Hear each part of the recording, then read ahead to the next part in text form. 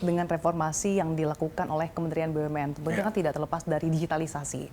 Bagaimana pengimplementasian teknologi ataupun digitalisasi bagi pengembangan BUMN dan juga pelayanan ke publik? Jadi menarik, saya ada 3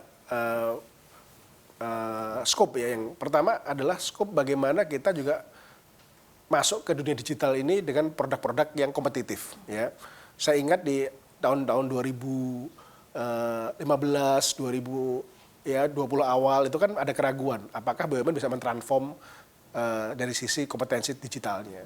Nah, saya rasa kita punya 2 flagship company ya yang bisa menunjukkan, yaitu Mandiri dan BRI dengan Living dan Brimo. Ya.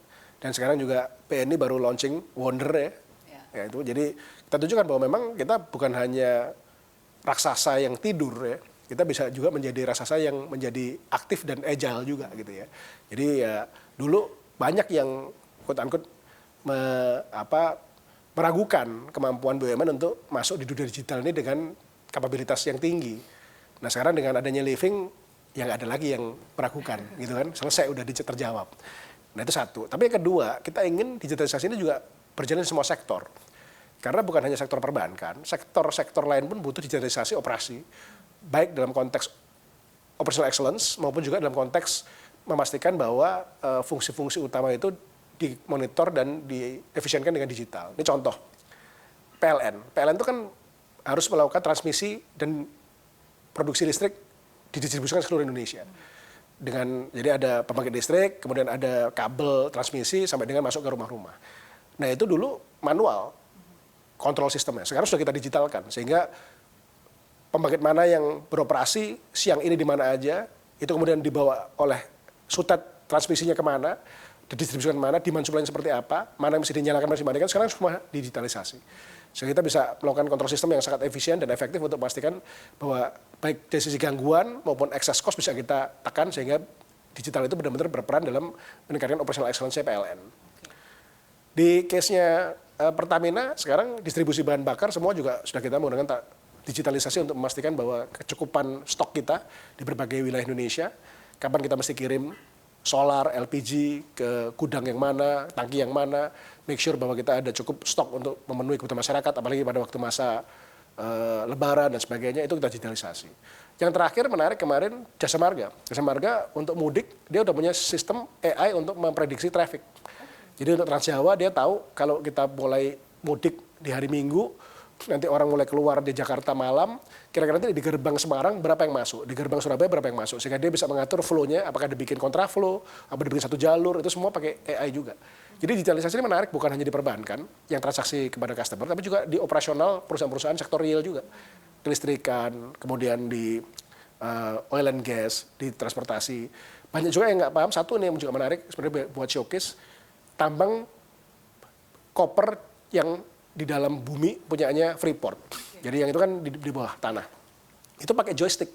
Jadi truk-truk yang masuk ke bawah sana itu udah tidak lagi di man dengan orang, tapi dia operatornya pakai joystick karena itu terlalu hazardous environment-nya. Jadi itu truknya itu dipakai 5G, mereka masuk dengan remote control untuk bisa masuk ke dalam pick up kopernya itu untuk dibawa ke permukaan. Nah, jadi menarik bahwa digitalisasi ini sangat luas dan sangat lebar, dan saya senang bahwa di semua sektor transformasi digital BUMN berjalan. Ada yang cepat, ada yang lambat, tapi alhamdulillah semuanya berjalan dengan cepat dan terutama adopsi di front end ya. Kalau kita lihat sekarang ada PLN Mobile, ada KAI Akses, jadi front end-nya pun ya ada Travoy, punya Jasa Marga, itu makin banyak. Jadi tinggal sekarang kemarin saya bilang sama teman-teman BUMN, daripada kita punya banyak apps banyak-banyak, kita tempelkan aja ke 2 yang paling besar, Living sama Brimo, sehingga nanti dari situ orang bisa, kalau mau ke Jasa Marga pakai Travoy, mau ke KAI pakai KAI Akses, mau ke Garuda nanti, tapi itu ada anchor-nya yang besar yaitu Living sama Brimo yang memang sudah penggunanya 25 juta pengguna gitu. Nah, yang terakhir sebenarnya bagaimana kita membantu pemerintah bertransformasi. Jadi kita kan baru juga launching namanya Ina Digital.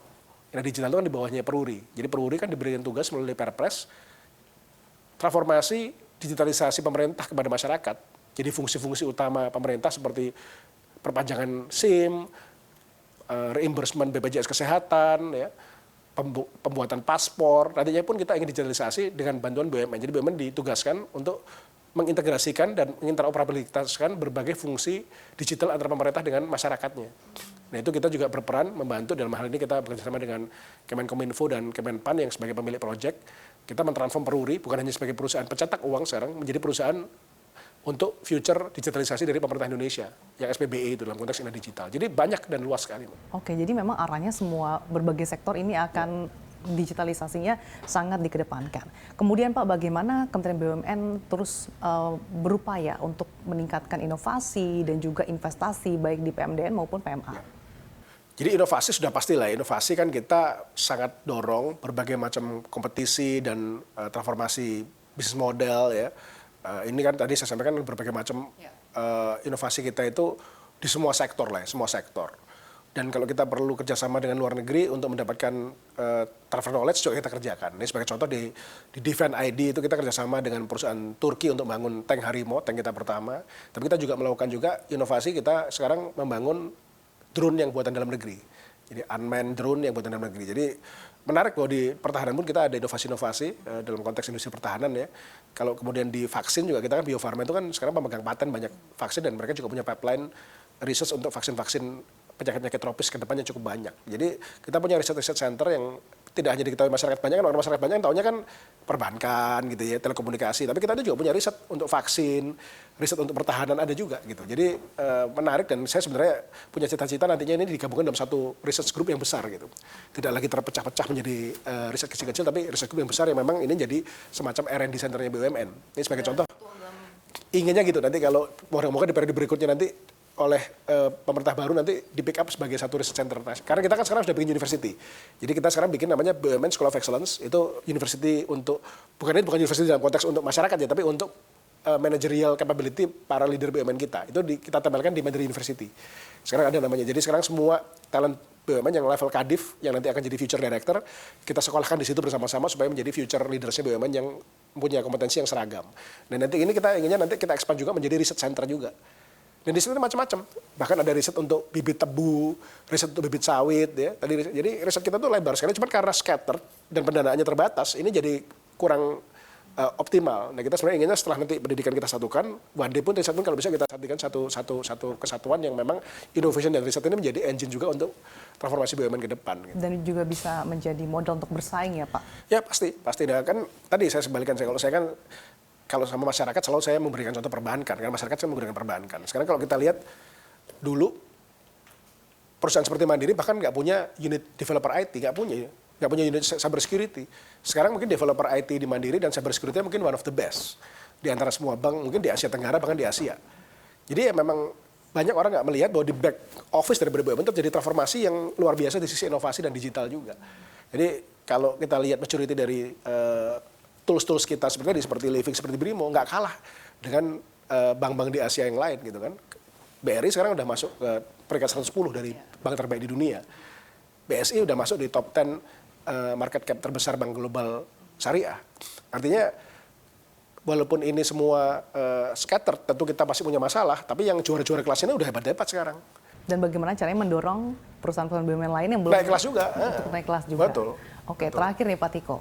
Dengan berbagai reformasi yang dilakukan dalam 5 tahun terakhir tentunya tidak mudah ya Pak ya. Seperti apa harapan Anda Pak untuk Kementerian BUMN ke depan, utamanya terkait dengan fondasi-fondasi yang sudah dibentuk hingga saat ini?